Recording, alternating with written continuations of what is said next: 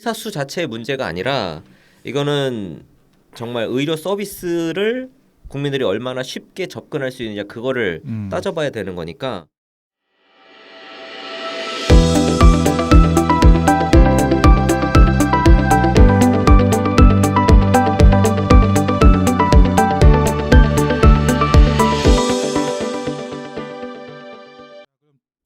두 번째 이야기 한번 해볼게요. 지금 정부와 의사 간 갈등이 좀 심한데요.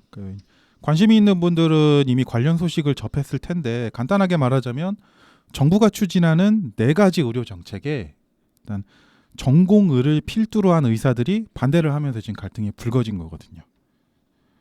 이 문제에 대한 정부와 전공의 측의 입장에 대해서 이제 일반 국민 제3자 입장에서 한번 이야기를 해보고자 합니다. 이거 관련 뉴스들 보셨나요? 조금은 봤어요.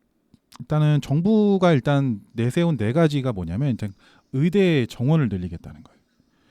1년에 한 400명씩 해서 10년에 걸쳐서 4,000명 정도를 늘리겠다고 하고, 또 이제 소식 들으셨겠지만 공공의대를 신설을 하겠다는 이야기가 있고요. 또 한방 첩약을 건강보험에 적용시키겠다. 그리고 비대면 진료를 육성을 하겠다가 대표적인 정책이거든요. 정부 측 주장에 대해서 다시 한번 짚어보면 의대 정원을 늘리려는 이유가 OECD 기준으로 인구 1,000명당 의사 수가 한국이 부족하다고 근거를 하나 들었고요. 또 지방에 의사가 부족해서 의료 서비스를 제대로 못 받는다라는 이유도 들었고, 또 중증 의료랑 역학조사관, 기초연구자가 지금 부족하다 현재. 그리고 이제 그래서 공공의대를 신설을 해서 그쪽 관련 분야에 이제 인재를 키우겠다라고 이야기를 하는 거예요. 그래서 만약에 이 사람들이 나가서 수도권으로 몰리면 어떡하냐라는 우려가 나오니까 지방에 공공의료로 10년 동안 의무적으로 복무하도록 하겠다라고 하고, 기초연구 분야에 또 투입을 하고 특수 전문 분야에 투입을 하겠다라고 정부는 이야기를 했는데, 지금 전공의 측에서는 이것도 굉장히 반발이 심해요. 일단은 의무 복무 10년 같은 경우에는 뭐 사실상 훈련을 받고 뭐 인턴을 하고 뭐 이런 식으로 하면은 몇 년 안 남는다. 사실상 무의미하다라는 다 이야기를 끝난 다음에 했거든요. 10년이 아니고. 그렇죠. 대학 들어가면서도 10년인 거예요? 아니야. 그렇진 않아. 인턴이랑 이제 그렇죠? 내지. 끝나고 나서 10년 아니야? 네, 아니에요. 그러니까 그거 다 포함되는 거다 보니까 몇 년 안 한다 그래봤자, 그리고 끝나면 어차피 다 수도권으로 도로 올라온다. 그 완전히 군대 가는 거랑 똑같은데? 그렇지. 군의관으로 가는 거라. 그래서 이제 비율을 전투기 이제 조종사? 파일럿으로 네. 비율을 하더라고요. 그 이제 공군 전투기 조종사 같은 경우도 의무를 채우고 나면 다 민항기 쪽으로 간다고. 돈을 많이 주니까. 요즘은 못 가. LCC 다 끝났어 이제. 그렇지. 전공의들 주장은 정부에서는 OECD 이제 기준으로 해서 이제 의사 수가 적다라고 이야기하는데 전공의들은 그렇지 않다라고 이야기하고 있어요. 지금 이미 한국 같은 경우에는 이제 의사 증가율을 예를 들면서 이미 전부터 인구 수가, 한국은 또 이제 저출산이고 이제 점점 영명대로 찍고 점점 줄어드는 판에 의사 수는 지금도 계속 늘고 있다. 그래서 앞으로 의사 수가 더 많이 늘어날 것이다라고 하면서 지금 적지 않다라고 주장을 하고 있거든요. 근데 진짜 우리나라 의사 수가 모자른 거예요? 아니면 많은 거예요? 의사 숫자가 사실 중요한 것보다는 사람들이 병원을 얼마나 쉽게 갈 수 있냐, 사실 그게 중요한 거지. 이 의사 수가 적든 많든 간에 사람들이 의사를 만나는 게 너무 어려우면 더 늘려야 되는 거고, 의사를 만나는 게 그렇게 어렵지 않으면 사실 지금 충분한 거거든. 근데 한국은 지금 사실 뭐 병원 가는 게 어렵진 않잖아. 우리 병원 예약하고 가는 사람 진짜 없거든 거의. 네. 뭐 특별한 특수과에 진료하기 위해서 특별한 선생을 지명하는 경우에야 예약을 하고 가겠지만 웬만한 병원에 동네 병원 그냥 걸어서 간단 말이야. 그러니까 1차 병원은, 그러니까 동네 의원은 이게 충분히 우리가 접근성이 좋은데 3차 병원 같은 경우에는 이제 종합 그 병원 같은 게 좀 어렵잖아요. 그거는 어느 나라나 마찬가지야. 그래요? 그건 체계 문제지. 우리나라가 너무 쉬웠었지. 그래, 우리나라가 지금 너무 쉬운 거고 다른 뭐 영국이나 이런 데들은 1차 진료 자체를 몇 달을 기다려야 돼. 그냥 동네 병원 이런 데를 예약을 잡고 기다려서 한 달, 2달 이렇게 다 만날 수가 있어. 그런 데들은 근데 우리나라보다 의사 수도 많아. 외국 그러니까 뭐지? 의사 수 자체의 문제가 아니라 이거는 정말 의료 서비스를 국민들이 얼마나 쉽게 접근할 수 있느냐 그거를 따져봐야 되는 거니까 사실 의사 수가 적어서 의사 수를 늘린다라는 거는 조금 이렇게 명분이 안 맞는 거죠. 너무 근데 음. 사실 지금은 사람들이 의료비가 싸다고 생각을 하잖아. 근데 이거는 우리가 건강보험료로 내고 건강보험에서 지급을 하니까 느끼기에 싼 거지. 실질적으로 의료 서비스의 가격이 싼가? 라는 거는 조금 고민을 해봐야지. 나 작년에 한번 제대로 느꼈잖아. 고대 오, 구로병원 가서. 그러니까. 그러니까 의료비가 진짜 실제로 싸진 않아. 음. 그러니까 그런 걸 생각하면 의사 수를 늘려야 되는 부분도 또 있어.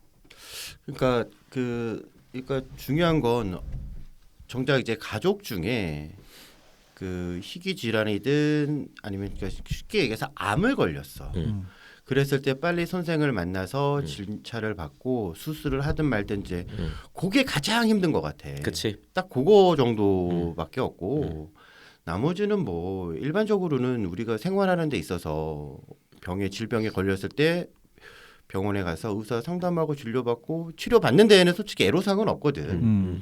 지금 이제 이 사람들 하는 거는 결국은 이제 코로나 때문에 이제 의사들이든 간호사분들이든 해서 그런 사람들이 좀 뭔가 더 확 자발적으로 참여를 해서 그런 코로나 이 확진에 대한 뭐 진료라든지 진찰이라든지 그런 검역하는 데 있어서 좀 많아야 되는데 이게 결국은 개인 의원들도 솔직히 많이 이번에 가서 그치, 했다라고 했잖아. 맞아. 자기 가게가 아니라 그 병원 문 닫고 가서 가게지. 그치, 의원 문 닫고 가서 했다고 하잖아. 그러니까 그런 거를 일단은 그게 시발점이 되지 않았나라고 생각을 하는데 솔직히 OECD 뭐 얼마당 몇 명이라서 우리가 이렇게 부족하다라고 하는데 나는 그거는 조금 아닌 것 같고 그러니까 그 유튜브 예전에 길마담이 어떤 무슨 부산에 무슨 의사 한 명 해서 올린 거 봤잖아. 김원장 부산.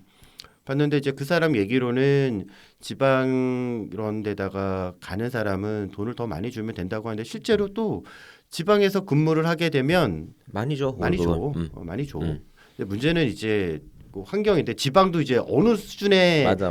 레벨의 그 지방이냐라고 하는 건데 그게 문제인 거지. 그렇지. 결국 전공의들도 이제 뭐 말씀하신 것처럼 단순히 수가 부족하니까 OECD 기준에 딸리니까 채우는 거는 근본적인 문제 해결책이 아니다라고 그렇지, 주장을 하는 그거는 거거든요. 아니지. 그래서 오히려 지금 이제 시골 지방 의사 도시에 비해서 지방의 의사가 적으니까 단순히 늘리는 것보다는 기존에 있는 지방의 의료 시스템을 좀 더 효율적으로 개선하는 게 더 낫지 않겠냐라고 주장을 하고 있어요. 그 이번에 그래서 개선하면은 지들은 거기 갈 거야? 아니잖아. 그 참. 이번에 이 사람들 뭐 파업하고 뭐 해버리면 어저께 나오더만 뭐 그 질본인가 어딘가에서 네. 보건부에서 면허 니네 취소해버리겠다 그럴 수도 있다라고 했는데 우리 여의도 공부방장도 한번 가서 자기 의견을 피력을 하고 광화문 한번 나갈 생각 안 하나 이 친구. 근데 그 뭐 페이스북 이런 데서는 자기 의사 면허 번호 이렇게 네. 공개하면서 그거 쭉 챌린지 하더만 자기들. 그러니까 이게 뭐 어떻게 하는 게 정답이다 딱 그 얘기를 하는 것보다는 사실 이 의사 수나 학교의 의사의 정원을 늘리는 건 이게 되게 단기적인 문제가 아니라 장기적인 문제고 구조적인 문제고 시스템적인 문제인데 너무 정부에서 일방적으로 또 단기적인 시각으로 그냥 결정을 내버리고 거기에 따를 거냐 안 따를 거냐 이렇게 문제 해결을 해나간다는 거 자체가 접근 방식이 나는 문제가 있다라고 생각을 하는 거야. 근데 어쨌든 이런 문제는 정부 측 입장하고 여러 의사 안에서도 협회가 다양하니까 다 모아놓고 사실 이야기를 좀 길게 해야 돼. 이런 부분은 여러 가지 가능한 그 문제들에 대해서 다 도출을 시켜놓고 이런 문제는 어떻게 해결할 건지를 쭉쭉쭉쭉 해놓고 사실은 좀 시간이 걸리더라도 정확하게 문제점을 지적하고 대안을 마련하고 나서 구체적인 안을 마련해야 되는 건데 지금은 이게 부동산 정책 22개 내놓는 거하고 비슷한 거거든. 그때 그냥 막 계속 쏟아내는 거야. 아까 뭘 지들이 하고 싶은 게 있는데 그걸 갖다가 포장을 하려고 말도 안 되는 소리를 해대니까 OECD 갖다 땡기고 뭐 이러니까 짜증나는 거 아니야 지금. 그렇지. OECD가 지금 뭐 상관이야 지금 다 지금- 수가 이런 것 때문에 그런 거 아니야 결국에. 그러니까 뭐 인원을 늘려놓으면 우리가 시장은 또 뭐 그대로거나 좀 더 음. 줄어들 텐데 경쟁자들이 많이 생기니까 우리 수익이 감소할 수밖에 그치? 없다라고 하는 이제 불안함에서 저렇게 얘기하는 것 그럴 수도 있지. 나는 그게 기본이긴 한데 뭐 이해 못하는 바는 아니야. 근데 아까도 얘기했다시피 이 3차 병원 그러니까 예를 들어서 저 어디 지방에 사시는 분인데 부모님이 암에 걸리셨어. 진료를 받으려고 해봤더니 아유 서울 가서 받아야지 KTX 타고 올라온단 말이야.